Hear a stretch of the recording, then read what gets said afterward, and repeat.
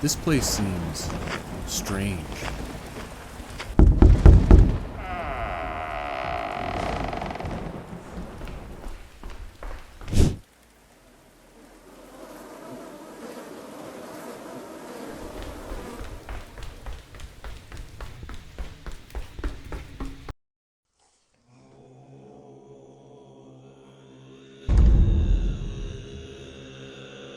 Oh no, the 10 Amityville horror movies? In order to get out of this house, I have to watch and rank them all? This is gonna be a long video. I decided it would be fun to delve deep into the most hauntedest house that there is, and I found out that there are a total of 10 movies that are directly connected to the 1979 horror classic, The Amityville Horror. This was a lot of movie watching, but it was pretty fun, and there are some surprising gems that have spawned from the demonic house, so let's get started and start off where they all began with the original Amityville Horror movie. It's an hour and 57 minutes, so I'm gonna go watch it, and I will be right back. All the way back in 1979, we got the Amityville Horror. With an estimated budget of around $4.7 million, this movie is based off of the 1977 novel with the same name, The Amityville Horror. And a quick synopsis of the book also gives us a decent synopsis of the movie. In December 1975, the Lutz family moved into their new home on suburban Long Island. George and Kathleen Lutz knew that 1 year earlier, Ronald DeFeo had murdered his parents, brothers, and sisters in this same house. But the property, complete with a boathouse and a swimming pool, and the price had been too good to pass up.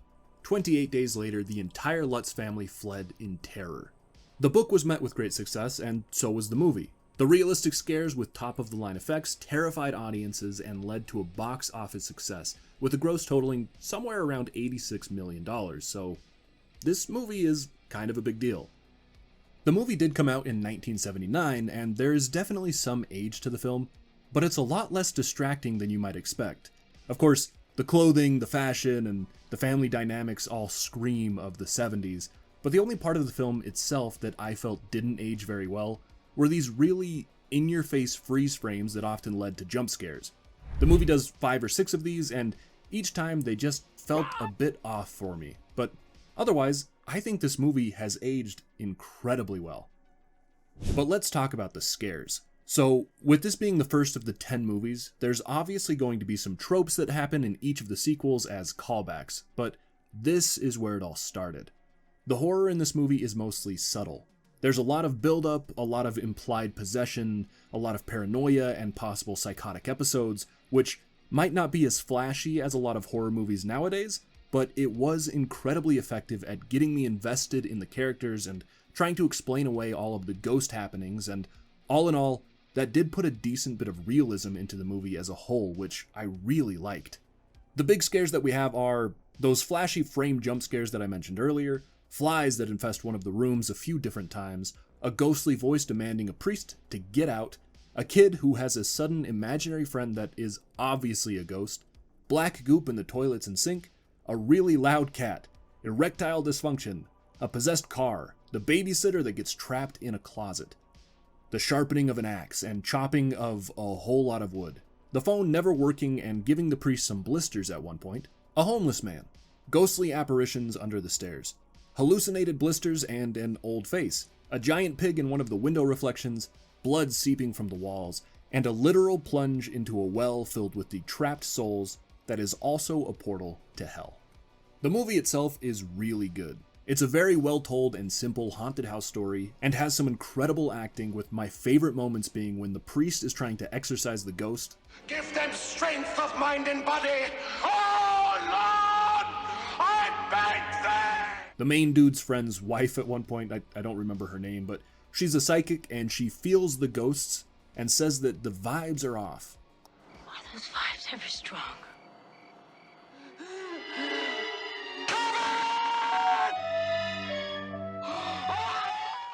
And of course, pretty much everything that George does. His expressions are so good at capturing anger and despair and horror, and I absolutely loved watching his transformation as the movie goes on. There are also a few pieces of house lore that I do need to mention. Although in this movie, none of them are super important or fleshed out, it's all just characters trying to figure out what's happening, but no answers are ever really given. The house was owned by the Ketchum family at one point in history. We don't get much information about them now, but it does come up in later sequels, and I thought it was kind of funny because Pokemon. Yes, I am Ash. It's also mentioned that the house was owned by a man who was kicked out of Salem during the witch trials because he was a witch, and apparently he did a lot of satanic rituals in the house, so that's not good. And it's also rumored that the ground that the house was built on was an old Indian burial ground, and that's why the portal to hell was open there. But like I said, none of this is really fleshed out, and in the end, it doesn't really matter. It's just something worth mentioning for now. One of the things that I found funny about this movie that really isn't supposed to be funny is everything that happens to the priest. This dude gets it worse than everyone. Well, everyone other than the people in the intro who end up getting killed. No one else dies or even gets badly injured in this movie, other than the priest. He goes over to say hi to the family, but they're all in the backyard having fun, so he just enters the house anyway, and then he gets attacked by a swarm of flies, and the ghost voice tells him to get out. Then, every time he mentions or even thinks about the house from then on, he gets affected in some way. Blisters appear on his hands, the car gets possessed and doesn't allow him to return to the house. One of the statues above him crumbles and bonks his head, and by the end of the movie, he's basically forced to go on vacation from his higher-up priests, and he goes completely blind. All of this from just entering the house that one time. He gets it worse than everyone else in this movie, even though others are literally living in the house. Somehow, he just comes out on the very bottom. An honorable moment that I have to mention is the very end of this movie. George starts to go all Jack Torrance due to likely possession, or maybe just the stress of having his life suddenly changed and really bad money issues. But after he's snapped out of his trance, the family decide to run from the house and never come back. The walls start oozing blood, and one of the kids just biffs it down the stairs, but they all end up making it out safe and sound in the end. As the family are driving away, George suddenly stops the car and runs back to save the dog. He ends up falling into that portal to hell, but the dog Harry helps to pull him out of the well, and then together man and man's best friend escape the demon house and make it back safe and sound to the others. So yeah, even the dog makes it out far better than the priest in the end. But I do love that he goes back for the dog. I'm a sucker for animals, so George just planted himself even deeper in my heart. Overall, the Amityville Horror was great. I think most people would say that this is the best in the series, but there is one sequel that I think will take the first place slot for me, so for now, we'll put this one in the second place slot, and let's move on to Amityville II, The Possession. I'll see you in an hour and 44 minutes.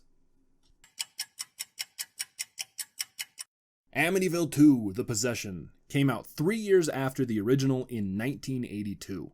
It had a little bit of a higher budget with an estimated $5 million, but it was not nearly as successful as its predecessor, as it only made around $12.5 million in gross. This one is also technically based off of a book, this one being the 1979 title called Murder in Amityville, but according to the synopsis of the story, that is about the DeFeo family, which are the people that we saw die in the beginning of Amityville Horror, and this movie is not about them. Instead, it's about the Montelli family, who have recently moved into the Amityville Horror house. There's no mention in the movie about the DeFeo family, so either it hasn't happened and this is a prequel to even that event, or this is just a fully different timeline. It doesn't really matter, because this movie is fantastic. For the scares, we've got a few callbacks, and just in general, I would say this movie is quite a bit scarier than the original. We've got blood in the faucets, a secret goop-dripping basement room, falling mirrors, covered crosses, totally not a ghost imaginary friend again, physical discipline, actually just a straight-up abusive father in most cases, a demonic voice, possessed headphones, a possessed gun, skinny tummy possession, actual incest, blood coming out of a priest sprinkler thingy, bubbly arms and a messed up face, demon voice, but in a different way than I mentioned earlier. Possessed phone calls, blood messages, firebending, blood dripping from the walls and flooding the floor, ghouls, more possession, this weird tongue thingy, and body horror. Where the first movie was fairly simple, this one is not. It's the story of Sonny, the oldest son, slowly getting possessed by the demon that haunts the Amityville Horror house. He starts hearing voices that tell him to kill his family, and we get this really cool POV shot while he's home alone, of the demon officially possessing him, and from that point on, things get creepy and weird. Sonny starts to hit on his younger sister Patricia, and they actually end up going all the way, which causes Patricia to seek help in a confession with a priest. But in a classic Amityville priest fashion, this dude just makes a mess of things. He wants to do an exorcism, but the higher-ups don't want to, so in the end, he's no help at all, and Sonny hunts down his family and kills them all. But the movie has a sudden shift around the halfway point. Once Sonny kills the family, the priest becomes the main character, and the movie is now about how he's trying to free Sonny from the possession and save his soul. The climax happens when the priest confronts Sonny and finally does an exorcism while begging God to let the demon possess him in exchange for setting Sonny free. Sonny gets saved but still ends up being arrested while the priest ends up showing signs of possession, and the movie ends. I love this movie. It's got really fun camera work, a lot of practical effects, including some fun moments with practical lighting. The main actor for Sonny was creepy and perfect for the role, and the midway shift felt like a suddenly whole new movie, which was pretty refreshing. Also, the body horror sprinkled throughout, as well as the big body horror scene at the end, were just freaking awesome. A big point of this movie is the priest's guilt, because there were a few different times when he could have swayed the results of the possession. He sees Patricia a few times after she's dead, and he constantly reflects on the fact that he missed her phone call, which could have resulted in him going to the house the night that the family died. But instead of shaking the priest's faith, it makes him even more resolute, and that's why he decides to do everything in his power to save Sonny, even offering his own life in exchange. It all leads to a great conversation between the demon and the priest about how he's going against his religion, but still following the teachings of his faith and his beliefs in what God would want him to do. There was a funny scene where the priest shows up to a crime scene and he's just like, "Don't worry, I'm a priest." And it just reminded me of that scene from Dumb and Dumber where Jim Carrey runs through the airport and he's like, "It's okay, I'm a limo driver." I just thought it was funny. I'm the priest. He's with me. It's okay! I'm a limo driver! All in all, I did like Amityville 2 more than the original, so I think it's going to be taking that #1 slot. And now we move to Amityville 3D, so I'll see you guys in an hour and 45 minutes. Amityville 3D came out a year after The Possession, but it's not a direct sequel to either of the previous movies, and instead it chooses to tell its own standalone story. If you couldn't guess by the name, this movie is supposed to be in 3D, so there are plenty of moments when people stick things directly into the camera or something flies at the camera, but they did a decent job of not being too in your face with those kinds of shots. They did come up every once in a while, but it could have been a whole lot worse. This movie didn't do very well. With an estimated budget of around $6 million, it only grossed about $6.3 million worldwide, so not a very good return. The other few unique things about this movie is the fact that it's only rated PG somehow. It's got a lot of decent scares and horrific imagery, so I have no idea how they got away with a PG rating, but I guess they pulled some strings. And this is also the first Amityville movie that isn't based off of a book. Instead, it's based off of the real-life accounts of an investigator called Stephen Kaplan. The quick summary is, a reporter moves into the Amityville house in defiance of the supernatural events connected to it, and finds everyone around him besieged by the evil manifestations which are connected to a demonic presence in the basement. I think because this movie was emphasizing 3D, I went in with really low expectations, but I was pretty surprised because I didn't hate it. There were some decent scares and a few callbacks, mostly having to do with flies. There's a lot of flies in this movie. The big scares are mirrors and windows getting iced over, messed up photographs, terrible haircuts, swarms of flies that actually end up killing a guy, self-locking doors and windows, jump scares by a woman with a gigantic flashlight, a big freezing wind, super hot faucets, and bathroom walls that slowly try to crush the main character, a little scary dude in one of the photos, a fly that attacks the main guy right before an elevator plummets and nearly kills him, a fly that attacks the main girl and causes her car to become possessed, which makes her crash, a skeleton, a hard-to-interpret do-it-yourself Ouija board, drowning, a basement undead mermaid, swirly purple apparitions, fire that instantly freezes, an actual demon, and a very, very pointy swordfish. Amityville 3D revolves around John, who is a paranormal investigator who has made his living debunking all things paranormal. He ends up buying the Amityville house after one of his investigations causes the current tenants to vacate, and everything in his life rapidly goes downhill from here. There is a subplot involving John's partner and another involving John's ex-wife, but I found that when the main story wasn't moving forward, the rest of the events were a little bit lackluster. They tried to play an angle of trying to prove that the Amityville house was possessed, but all of the characters seem to already believe that it is, so they go around trying to convince no one of what they find about the house and the house's history. Like I said, it's just a little bit lackluster. The ex-wife is incredibly fearful of the house and doesn't want the daughter Susan to spend any time there, and they really should have listened to her because Susan ends up summoning the demons, and one scene later, she drowns when her friends and her take a boat on a little joyride. The scene where the mother finds out that Susan is dead is really well done. Susan walks into the house all wet and she doesn't say a single word as the mother follows her up to her room only to have the door slammed in her face. She goes outside to see the paramedics are there and they're doing CPR on her daughter, and this puts her into a spiral of denial because she saw Susan just a moment ago, so now she has to fight her own rationale on whether her daughter was actually alive or a ghost and what that means for her. The big climax of the movie happens when John has all of his coworkers come over to the house and try to disprove that the ghost of Susan is haunting the house. But they end up seeing Susan manifest as a purple cloud that leads them down to the basement, and when they get there, a demon pops out of the well and drags one dude down to hell before exploding into fire that suddenly freezes and starts to freeze the whole house.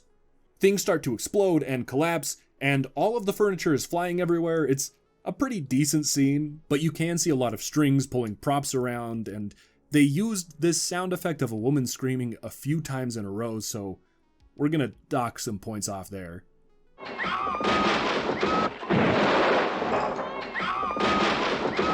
John and the ex-wife do end up making it out of the house alive moments before it explodes, and the Amityville house is no more. At least for this movie.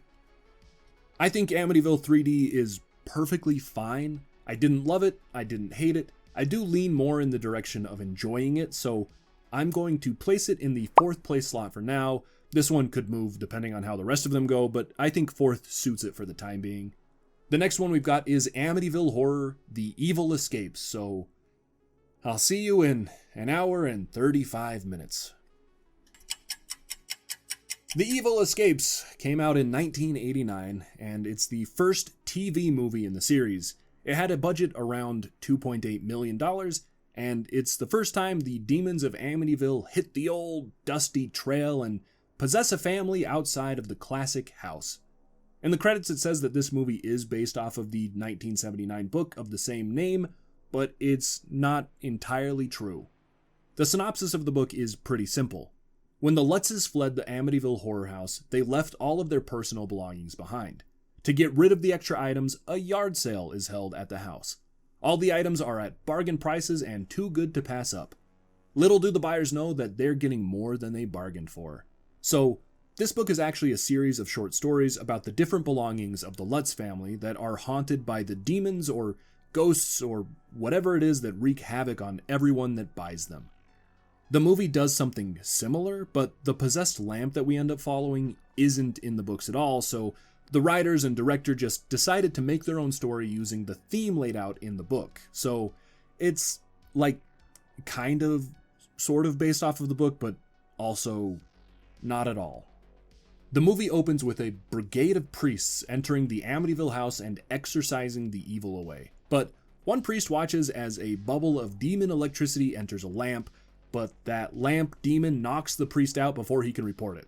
The priests hold a yard sale and sell all of the furniture, including the lamp, so it ends up being shipped to an unsuspecting family in California. Oh, also, in the intro, one guy in the opening credits is named Skip Skolnick. And I don't know what to do with that information, but it's a freaking weird name. This movie felt a lot more tame than all of the others, but there still were some okay scares sprinkled throughout. We've got an infected finger, haunted electricity, really hot teapots, hallucinations of a dead husband, flies inside of the lamp, a dead parrot, a possessed chainsaw, tetanus, a possessed disposal, demonic voices that melt the priest's phone, black goop in the faucets, a hand in the water pipes, followed by sewage waterboarding, a possessed van, drawings all over the walls, a serpent-like power cord, more flies, blood from under a doorway, a flying, stabbing child, a demon face, and, my favorite of them all, a demon cat. The plot revolves around a family forced to move in with their grandmother after the father/husband's untimely death. Familial tensions rise as the grandma really liked living alone and is very particular, but she loves her family, so she allows them to move in with her. The youngest daughter keeps hearing her father's voice coming from the lamp, and of course it's the demons using her dead dad to get close to her so that they can possess her. The demon lamp affects all of the electricity, so all of the appliances are going haywire, and that's where most of the possession and a lot of the scares come in. But funnily enough, most of the bad stuff just happens to repairmen that stop by, and somehow all of the family members make it out alive and mostly unharmed in the end. In this movie, the priests actually believe that the demons are in the Amityville house, and when one of the priests wants to go after the demon to exorcise it, he actually gets the green light from his higher-ups, so at least the church is getting better in these movies, I guess. In the climax, the priest joins the family in California and he tries to do the exorcism, but everything goes wrong, and the grandma ends up just yeeting the lamp out of the window, and it shatters on the beach, and the possession is over, because that's just how it works. Also, at the very, very end, we see the cat of the family walking on the beach, and then it gets possessed, and I love the cute little demon kitty. It's my favorite part.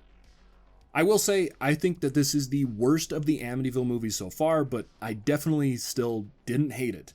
It's goofy, the main character, Enemy Lamp, is pretty funny looking, and I kept waiting for them to make it a little guy in a suit, but it never happened, so I felt like that was a little bit of a bummer.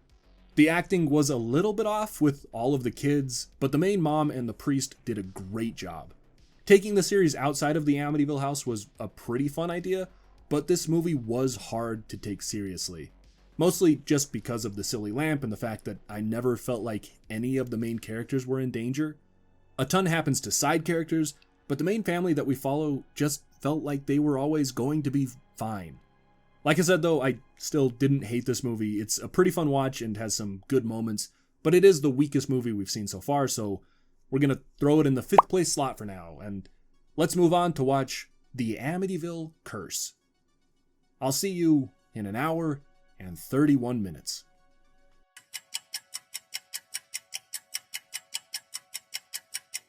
I'm not gonna lie, 5 movies in, this is like the halfway point.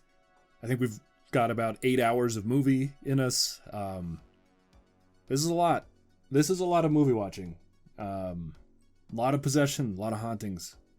Let's keep going. The Amityville Curse came out in 1990, but since it is a direct-to-video movie, the budget isn't known, but it's speculated to have been made for around $1 million.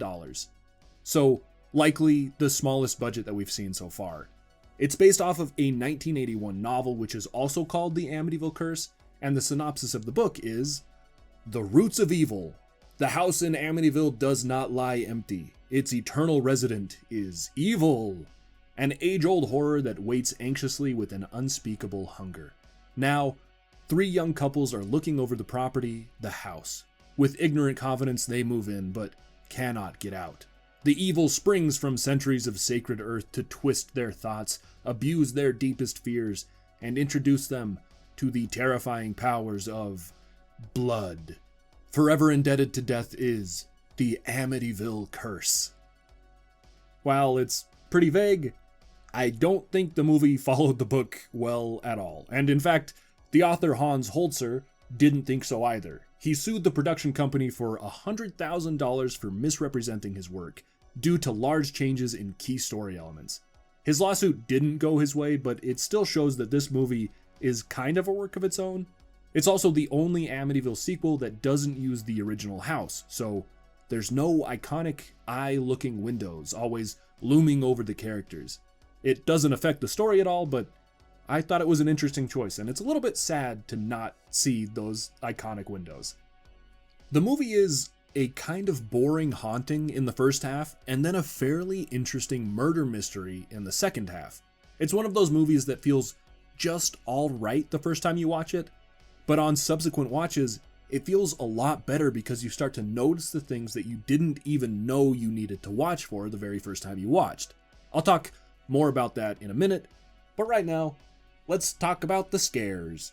This movie didn't really run with most of the tropes that have been set by previous installments, so unfortunately there's no swarm of flies anywhere to be seen in this rendition of the Amityville Horror House. Instead, we've got lots of bad dreams, zombie hands, a face in a haunted confessional, another zombie, power tools, a terrible painting, an intrusive old lady with a fake eye, an angry ghost dog, actual acid, earthquakes, possessed books, a tarantula, 111, water that turns into blood. It doesn't come out of the faucet though, it just turns into blood while one of the characters is in the bath, a wormy hand, and then this guy. Like I mentioned, the first half of this one feels a little bit slow and boring. The intro shows us a priest that gets killed in a confession booth, and then, for some reason, the church people store that booth in the basement of the Amityville house. A few years later, 5 friends decide to buy the house because it's super cheap, and they want to fix it up and sell it for a profit. Mostly we follow Debbie, who has some kind of psychic link that allows the house to send her messages through her nightmares, and it warns her that something isn't right, and it wants justice for the death of the priest.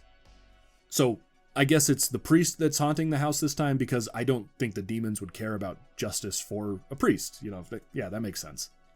The first half is just the 5 friends cleaning and fixing things up, and then little things happen like glass breaks and cuts one of them, and their tools malfunction a little bit. Debbie has lots of nightmares, they meet this stupid nosy neighbor, they get scared by a cute little kitty. It's all fairly slow, and it feels like it has nothing to do with the death of the priest from the intro. Then, Debbie's husband Marvin talks about how he's a psychologist and he's been studying a condition known as selective memory, which is when people repress their memories and only remember certain details while forgetting other large chunks of their life. And in this very same scene, about 2 seconds later, their friend Frank mentions that he doesn't remember any of his past at all, so that's subtle. On my second watch through, I did notice that they spend a lot of time focusing on Frank's shoes and the fact that he's chain smoking all the time. And then, as the mystery becomes apparent during the second half, it shows a dude in boots walking around churches and crime scenes, and he's always stomping out cigarettes. So, it's all hinting that Frank is harboring a secret, and his selective memory just drives that point home. When Frank does finally snap, the movie becomes a whole lot more fun, but also a little bit silly at times.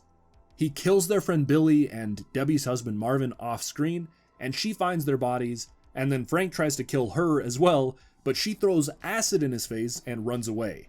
The acid just makes Frank look all monstrous, and I really liked it. And then he chases Debbie through the house, and she constantly tries to hide because all of the doors and windows are locked, but every time he walks by her hiding place, she freaks herself out and starts making noise or knocking something over, and then Frank knows where she is all of a sudden. Like, that's the kind of silly part. She's always hiding and then giving her hiding spot away, and then she runs away and she hides again and gives it away, and Frank is just constantly finding her. At one point, Frank is about to leave the room that she's hiding in, and she decides to throw a saw blade at him, but she misses and just lets him know where she is that way. And then a minute later, she does throw another one at him, and I don't know, it's kind of funny.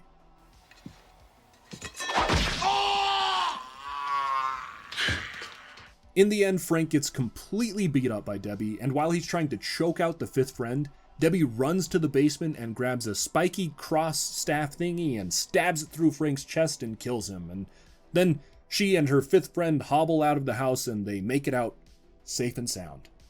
I know I mentioned the first half was a little bit boring, but on my second watch through, I really liked this movie. It takes itself pretty seriously, and by the end, I was fairly invested in the characters and the mystery, It is kind of odd because it has really little to do with the Amityville house. It just takes place there, and all the possession and stuff don't really feel related to it particularly, but I still liked it. I think we're going to move Amityville 3D and the Evil Escapes down to 5th and 6th place, and we're going to put the Amityville Curse in the 4th place slot for now. And we'll move on to Amityville. It's about time. So I'll see you guys in an hour and 35 minutes. It took 6 movies, but we finally got what the Amityville series was missing. Time manipulation. Oh man. Amityville, It's About Time is a completely original story, so it's not based off of a book or pretending to be based off of a book, and it was a direct-to-video movie, so the exact budget is unknown, but it's speculated to be around $2 million. The quick synopsis is, an architect brings home a mysterious old clock, not knowing that it's haunted by the demonic presence from the Amityville house. Soon, the clock begins to alter time and space and starts to possess members of the household. This movie is really fun. It revolves around the Sterling family, with the father Jacob and the kids Lisa and Rusty, as well as Jacob's ex-girlfriend Andrea and her current boyfriend Leonard. And fun fact about Leonard, he was on Survivor a few different times. Like oxen, you have been yoked to a cart and have been ridden in, and now you will be led to the slaughter. But this isn't a Survivor video, so let's talk about the scares. This movie doesn't take place in the Amityville house, but a clock from the Amityville house is brought to the Sterling house, and it starts to wreak havoc, and as soon as the clock enters the house, it flashes to show the Amityville house complete with the missing eye windows from the previous movie. We've got a drill that comes out of the clock. It's not really scary, but it was strange, so I'm including it in the scary segment. We've got light switches that change the room. We've got a scary dog with big scary teeth. We've got black goop in a bed, Nazi symbolism, fire, a Nazi gun, a possessed mirror, which is actually one of my biggest fears. Something about the reflection coming to life and attacking me is creepy, and I hate it.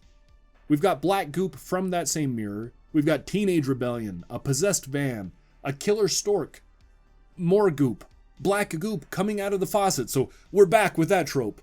We've got an undead jock, a tiny model of the Amityville house with a man hanging from the balcony. We've got doorknob goop. We've got bloody handprints. We've got more incest. We've got mouth goop. And we've got the elderly. For this movie, I'm going to add another little segment here for all of the time warping stuff. There's not a whole lot, but it was really fun when it happened. There's one point when the son Rusty goes to get a book from the other room, but when he returns, everyone else is gone and it's suddenly the middle of the night. While heating up some pie, the Survivor guy sets the microwave for 20 seconds, then the ceiling fan slows to a stop and he gets threatened by a possessed Jacob for a few minutes, only to have the microwave go off and find that only 20 seconds have actually passed, even though his ice cream is now completely melted all over the table. We get some slow motion running at one point. Rusty gets turned into a baby. Andrea gets turned into the opposite of a baby. And in the end, the whole movie loops. Like I said, this movie was a lot of fun. As soon as the clock enters the house, Jacob begins to get possessed and a dog bites his leg and then that leg gets infected and it all just drives him to pure madness. Andrea comes over to take care of him and the kids until he can get back on his feet, but strange things start to happen all over the neighborhood and everyone blames Rusty for it because he's kind of a rebellious kid and definitely must be making trouble. He gets blamed when the neighbor's dog gets killed, then again when someone graffitis a swastika on the garage, and again when bushes get set on fire, and then he gets arrested for a few hours when his old lady best friend gets killed by the stork that I mentioned in the scary section. On the opposite side of rebellion is Rusty's sister Lisa. She's a goody-goody two-shoes until the clock makes her reflection take over her body, and then she starts to get possessed, and now she's an actual rebel. One of the best parts of this movie is when Lisa brings her boyfriend into the basement for some one-on-one time. He ends up undressing and then tries to walk to Lisa, but he gets stuck in some goop and he gets absorbed and eaten. The camera work here is a little bit too twisty for me, but the fun little goopy face was really rad. We do get some updates on the Amityville house's lore with this one, so we can finally add to that list a little bit. On top of the Salem witch who used to live there and the Indian burial ground, this movie hints at ties to the Nazis, though it's not laid out for us, it's more implied. But what is laid out for us is the owner of the clock. It used to belong to some French guy in the 1500s, but it's not just any French guy. It was a necromancer. Like, the movie actually uses the word necromancer, as in a guy who brings people back from the dead. So, he's not a great guy. But even worse, this French necromancer used to run a school, and when kids were bad, he would torture them and then eat them because he believed that the flesh of children gave him the secret to immortality. Then, somehow, the clock ends up in the Amityville house and its evil combines with the evil from all of the other stuff there, and boom bam baby, there's the lore. For this movie, we mostly follow Andrea as the Sterling family falls apart and gets possessed, and the clock drives everyone crazy. The climax has Lisa try to do an incest with Rusty, but he doesn't want to do an incest, so when she jumps on top of him, he shoves his guitar cord into her mouth and turns the amp up to 10, which electrocutes her, because that's totally how that works. Then, Jacob is full-on controlled by the evil, and he tries to kill Andrea.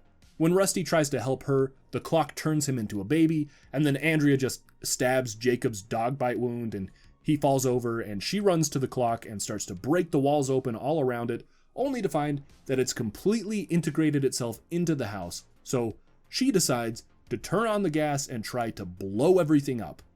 In its defense, the clock ages Andrea super quickly and turns her into an old lady, but she is able to flick on a lighter and everything explodes. Andrea then wakes up and we see the scene that started this whole movie. It plays out for a few minutes, but once Jacob introduces the clock to the rest of the house, Andrea goes crazy ape mode and smashes it and then rushes out of the house before dropping the movie title and ending the film. It's about time, that's what. I liked this movie a lot. I do wish that there was a little bit more fun, timey nonsense, but I'm happy with what we got. They used the black goop quite a bit, which was pretty effective at replacing blood at times, and when there was also blood, it was a really nice looking addition to the gore. The dynamics between the characters was really well done, and as the movie went on, those dynamics constantly shifted and grew in ways that felt natural. I'm going to put this one in that third place slot. I really liked it and had fun throughout the whole movie, so definitely higher on the list than some of the others. And next up, we've got Amityville, A New Generation, so I'll see you in an hour and 31 minutes.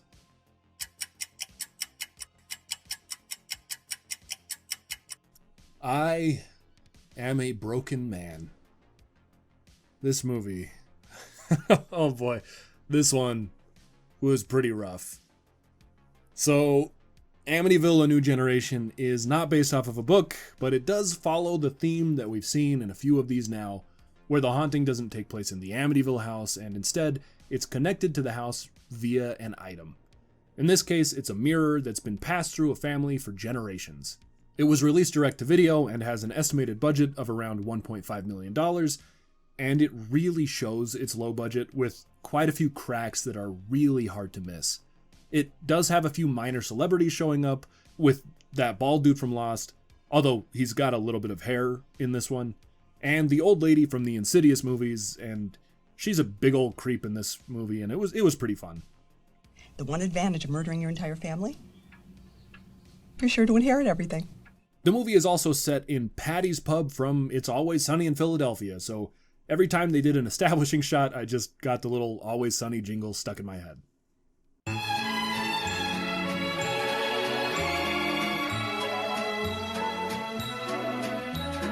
A quick summary for this one is, an old mirror from the Amityville house finds its way into a young photographer's home, where the demonic presence soon manifests itself to cause more death and mayhem.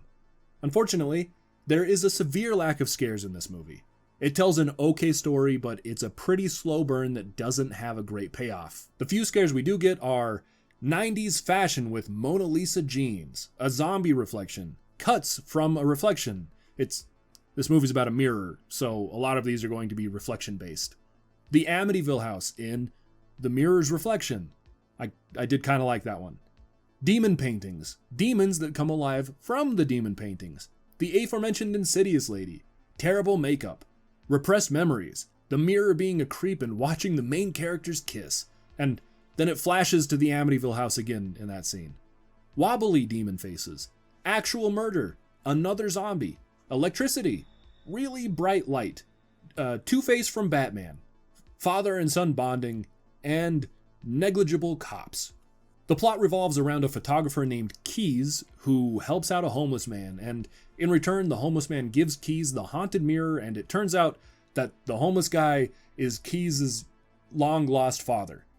The father went on a killing spree when he was Keys' age and pled insanity, but somehow he was able to be released from the mental asylum that he was held in, but shortly after giving Keys the mirror, he ends up dead, so whatever. One of the weirdest things in this is the fact that everyone who lives in Patty's Pub is inexplicably an artist. Like, it's an artist-only apartment complex, which totally exists. The mirror uses all of the artist's repressed fears or depressions or daddy issues to kill them off, all while inflicting Keys' mind and slowly possessing him with the desire to reenact his father's killings. Also, Keys has the bright idea to have his art piece be a recreation of his father's murder, but at the very last minute his fake gun is replaced with a real gun and he starts shooting at his friends and at the table, but he doesn't hit any of the people, so don't worry. And then he ends up turning the gun onto the mirror and blasting it to smithereens, and now he's not possessed anymore. I don't know, it was rough. I did really like this one set that they used when Keys gets sucked into the mirror and he sees all of the trapped souls of his dead friends. It was a little bit eerie and fun and interesting to look at because each of the dead people display the ways that they died and the repressed emotions that led to their deaths. So I did like that a lot. But otherwise, I can't really praise this movie. It's not the worst thing that I've ever seen, but it's definitely the worst Amityville movie that I've watched so far. I'm going to slap this one in 9th place, and I'm not gonna lie, it kind of put me in a bad mood. So I started reevaluating my rankings, and I decided Amityville The Evil Escapes was also kind of bad, so I'm moving that one down to 8th place as well. But hallelujah, we're done with this one. So we're down to our final 3 Amityville movies, and the next one on the docket is Amityville Dollhouse. So I'm gonna go watch that, and I'll see you in an hour and 37 minutes. I'm so happy. I am so happy. I'm in such a better mood because Amityville Dollhouse didn't suck, and it was refreshing, and it wasn't a new generation.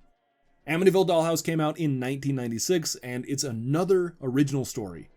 This one, just like New Generation, was direct-to-video and had an estimated budget of around $1.5 million, but unlike New Generation, it's really good! I loved it! The synopsis is a children's dollhouse, which is a miniature of the infamous haunted Amityville house, is given to a young girl, where the demonic evil soon comes out to cause more terror. It's a super simple premise, but the movie has multiple layers for the characters and story, as well as really fun effects, and it hits the perfect balance between silly and serious. It's also full of scares. I don't know how they stretched their budget so far because this one is jam-packed. We've got a spider, the aforementioned dollhouse, nightmares of a child in a fireplace, a fake tarantula, a real tarantula, a mouse that goes into the dollhouse and then becomes a giant mouse in the real world and hides under a bed. We've got goop. We've got a zombie dad. Creepy voodoo dolls. We've got incest. Well, kind of. It's a sudden attraction to the stepson, so it's not blood-related incest, but like, still, I'm counting it. We've got underage drinking, a giant zombie wasp that goes into a dude's ear, we've got a ginger kid with a demon voice, we've got even more incest, we've got more zombie dad, we've got more underage drinking, we've got fire, blood candles, a blood doll with another giant zombie wasp inside, we've got more zombie dad, but this time he's got an axe, we've got really loud music, a burned face girlfriend, and we have actual demons.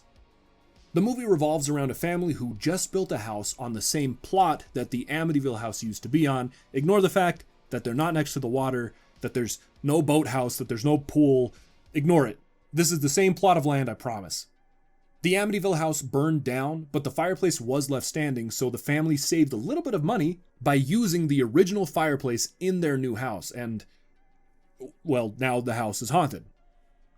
The family is the newlywed Bill and Claire, and Bill's kids Todd and Jessica, and Claire's kid, Jimmy. The family dynamics are complicated and well done. They tackle the difficulties that come when two families become one, as Todd is a little bit of a bully, while Jimmy is a big old nerd. But now they're brothers, so we watch as they struggle to get along, only to have the influence of the Amityville house try to continuously tear them apart. Jessica doesn't do a whole lot. Bill finds an old dollhouse in a shed and he gives it to her for her birthday, and then the dollhouse has power over the big house and it starts to siphon Jessica's life away, so she's just kind of sick in bed the whole movie. Bill and Claire have a good story arc as well. They're both madly in love at the start, but then the demon house starts to put images of Todd into Claire's head, and she gets really lady bricked up for the boy, and she hates it, but she can't stop fantasizing about him. Meanwhile, Bill used to have these prophetic dreams as a kid, and they've come back, only now they're nightmares. So he's slowly losing his mind as he sees visions of his family being taken away from him one by one, while he's powerless to stop it. Jimmy also hates Bill because he remembers his dead dad as a childhood hero, and the Amityville house latches on to that and ends up bringing Jimmy's dad back to life as a zombie, and he becomes the final act's personified bad guy who has the goal of killing all of the family members so that their souls can be trapped, or whatever the Amityville house does with the souls of the people he kills. I still don't know what it does. It's just, I guess it just uses them to power itself, or the demons inside. I don't know. This is Dollhouse movie. We're talking about Dollhouse movie. Apart from the main family, we have to talk about my favorite character, who is Uncle Tobias. Tobias is this rad, motorcycle-driving, occult knowledge-having, knife-wielding, bearded dude who realizes that his family is in danger. His wife has some psychic visions about the possessed dollhouse, but she gets knocked out, so it's up to Tobias to rush in during the climax to save the day. The Amityville house is about to kill the entire family when Tobias arrives and frees Bill from a locked-down garage, and then assists in taking out the zombie dad and getting the rest of the family safely outside. Everyone, that is, except for Jessica, who has been captured by the dollhouse. Bill and Tobias realize that the fireplace is a portal to the demon dimension, so they both jump through and find Jessica there surrounded by the husks of newly born demons. These demons are awesome. They reminded me a little bit of the Cenobites or the Cenobites, I don't know how you say it. The tortured dudes from Hellraiser, but maybe a little bit goofier. But the fact that they just show up in the final act completely out of nowhere was such a fun surprise. I got pretty giddy when I saw them. Tobias helps Bill and Jessica escape the demon dimension, but he has to stay behind to fight the approaching demons, and he ends up getting killed, but by golly, he was a hero, so put some respect on Tobias's name. Bill tosses the dollhouse into the fireplace, and as the dollhouse is destroyed, so is the actual house. So the movie ends with a really cool looking explosion.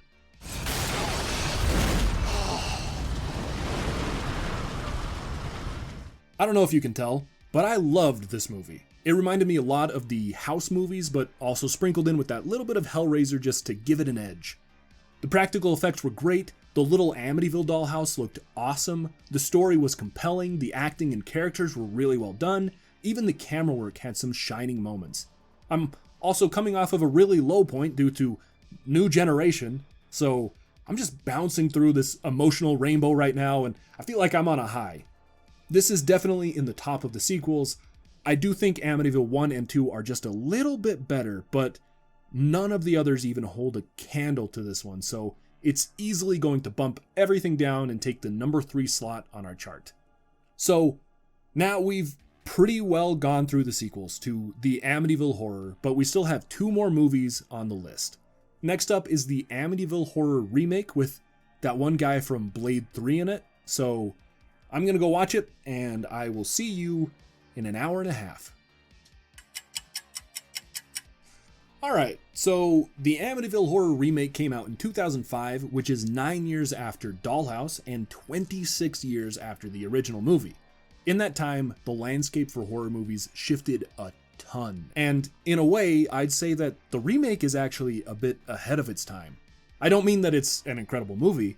What I mean is that it came out in the early 2000s, but it feels like a 2010s horror movie. Lots of shaky cams and blurry shaky faces, quick cuts and huge raining set pieces. It reminded me a lot of 2012's Sinister, even having the shushing ghost children in a few different scenes. It was the first Amityville movie to be released in theaters since Amityville 3D back in 1983, so we do have some box office numbers again, finally. It was made for an estimated budget around $19 million, and it was a pretty big success with a gross worldwide total of about $107 million, so quite a pretty penny for this one. It was technically based off of the same book as the original, but mostly it was just a reimagining of the original movie that took many liberties in its retelling, with the fact that the production studio claimed the remake was based off of new information uncovered during the research of the original events, but the Lutz family later stated that nobody ever spoke to them about this remake, so I'm pretty sure the newly uncovered information is just a lie. This movie is full of scares. There's a lot of rapid flashing stuff, but on top of those moments, it felt like there was something jump scaring or disconcerting every couple of minutes, which isn't a bad thing, but it was a bit overdone at times. We've got a lot of demon voices, specifically calling to Ryan Reynolds for him to, quote, catch them and kill them.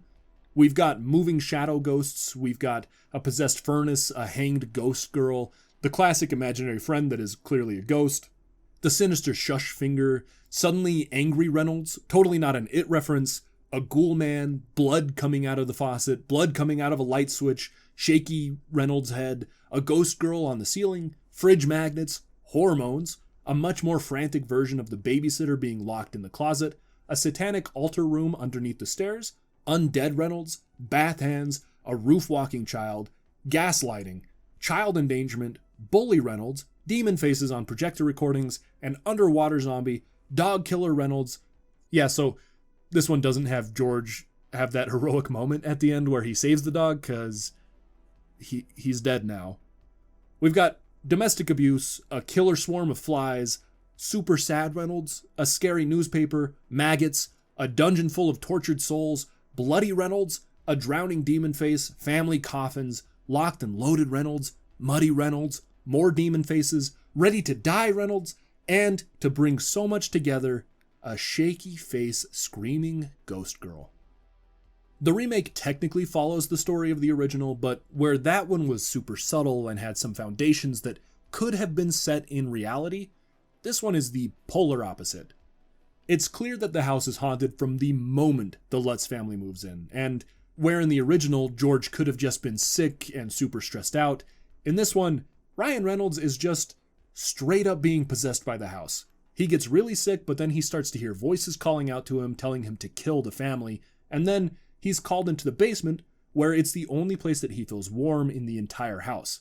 His eyes start to get all creepy and bloodshot, he kills the dog, and then he decides to go after the family, nearly killing one of the kids before his wife Kathy has to put a shotgun to his head in order to stop him.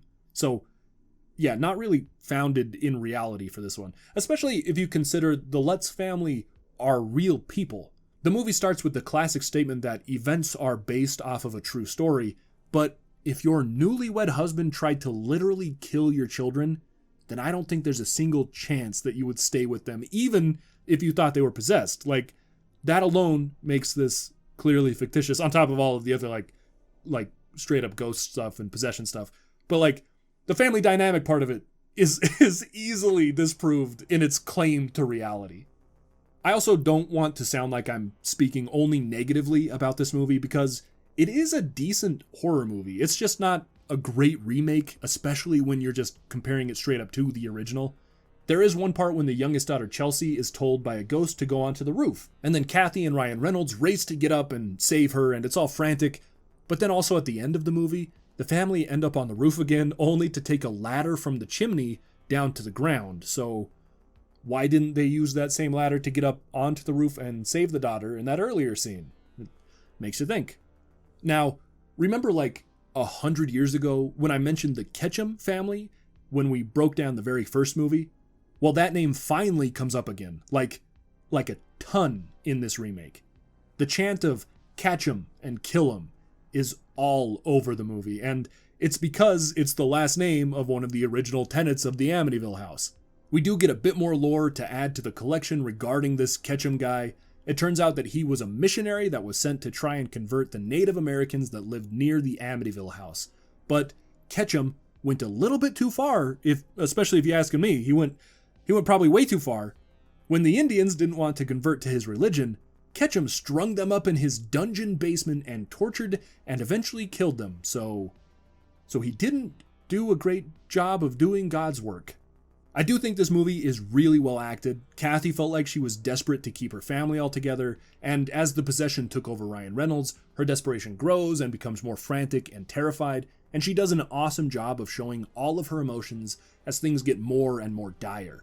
All of the kids actually did a great job too, especially the oldest kid, Billy. He misses his dead dad and is really reluctant to give Ryan Reynolds a shot, and I especially loved it at the very end when he starts to fight against the possessed Reynolds to protect his family. It was a really good performance. And then of course I gotta talk about Ryan Reynolds. As he gets possessed and goes through emotions of anger and illness and sadness and mania, he changes his character a ton, and it felt pretty natural.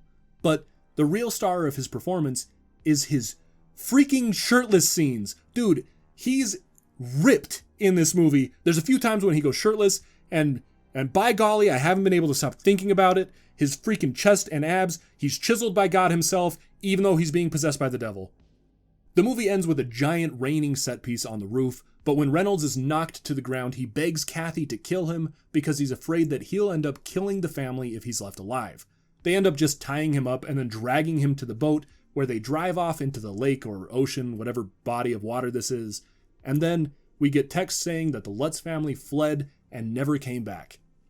We get one final scare of a little girl in the house getting dragged down to hell, and then we hit credits.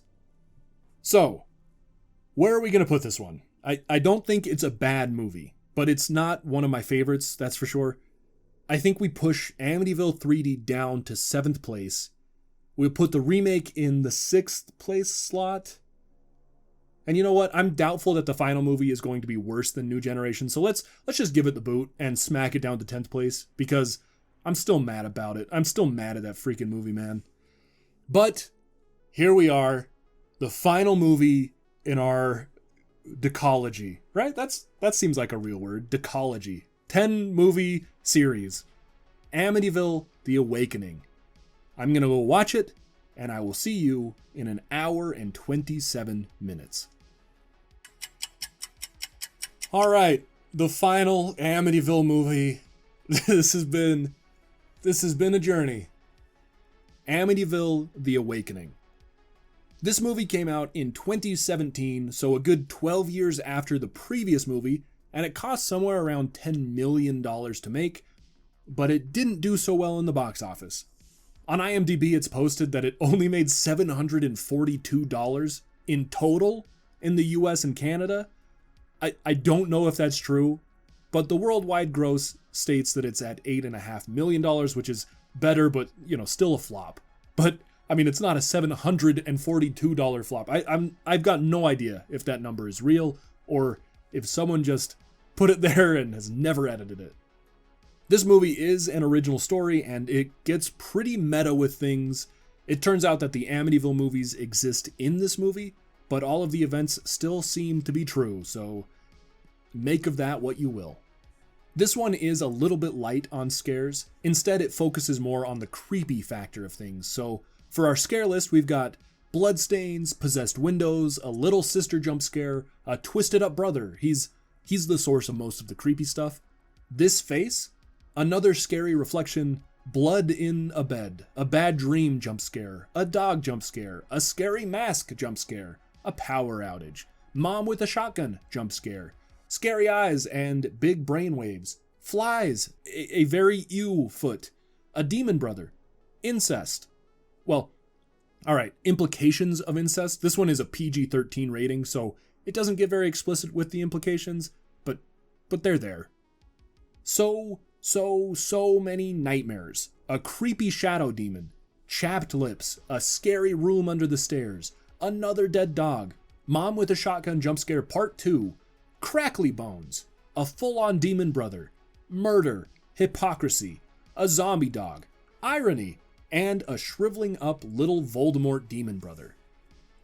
So, this movie focuses around a family moving into the Amityville house. Such an original concept, I know.